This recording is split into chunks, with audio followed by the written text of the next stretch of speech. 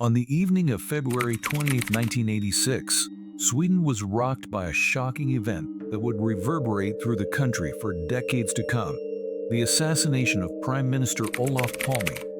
Palme, a charismatic and controversial figure, was gunned down on a Stockholm street after attending a movie with his wife, Lisbeth.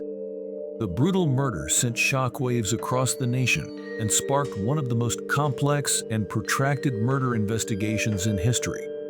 The case remains officially unsolved, shrouded in mystery and intrigue, raising questions about political motivations, conspiracy theories, and the nature of justice itself. Olof Palme was born on January 30, 1927, in Stockholm, Sweden.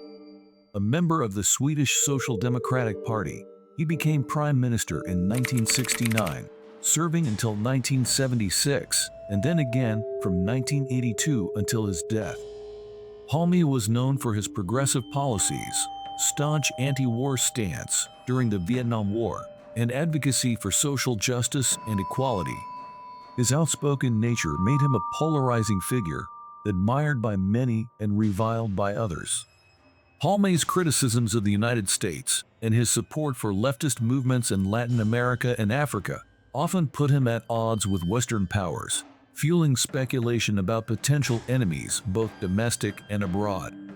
On the night of February 28, 1986, Olof Palme and his wife, Lisbeth, decided to attend a screening of the film The Gentle Ghost at the Grand Theater in Stockholm.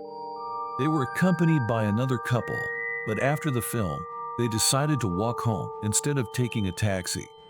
As they strolled down the darkened streets, the couple engaged in light conversation, seemingly unaware of the danger that lurked nearby. Around 11:21 p.m., as they approached the intersection of Sveavägen and Tunnelgatan, a man approached them from behind.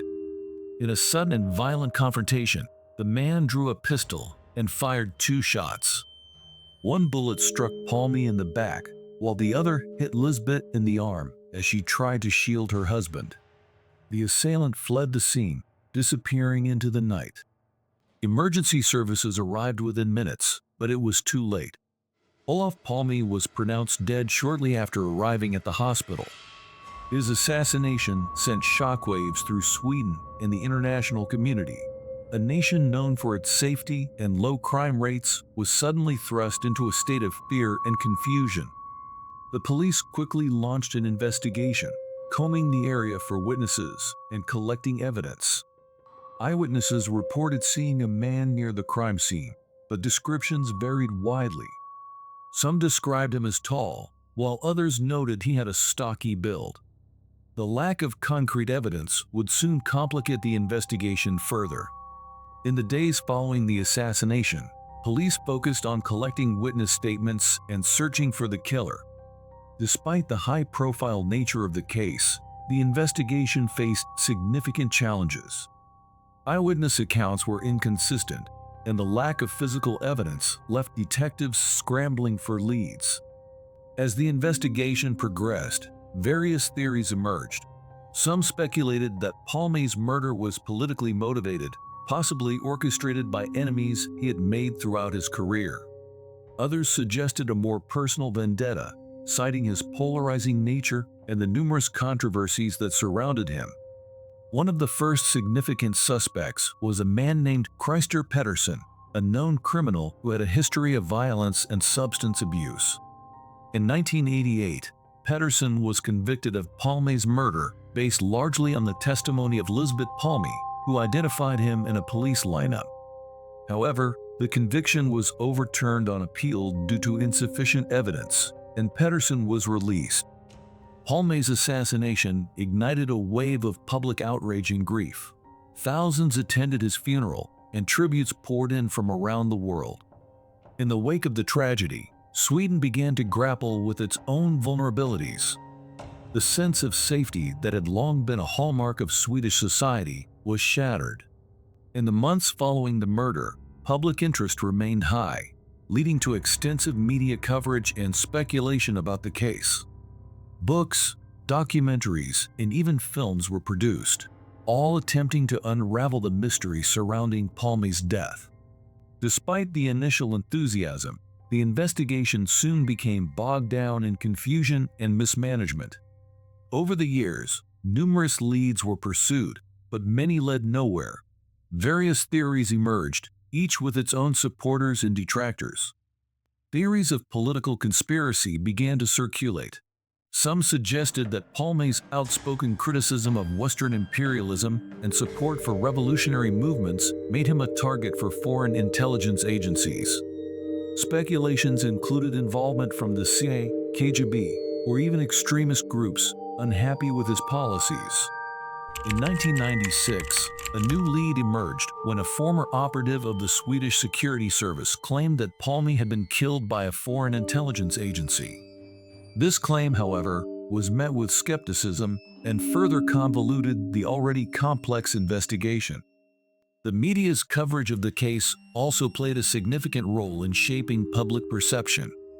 Sensationalist headlines and rampant speculation led to misinformation and confusion.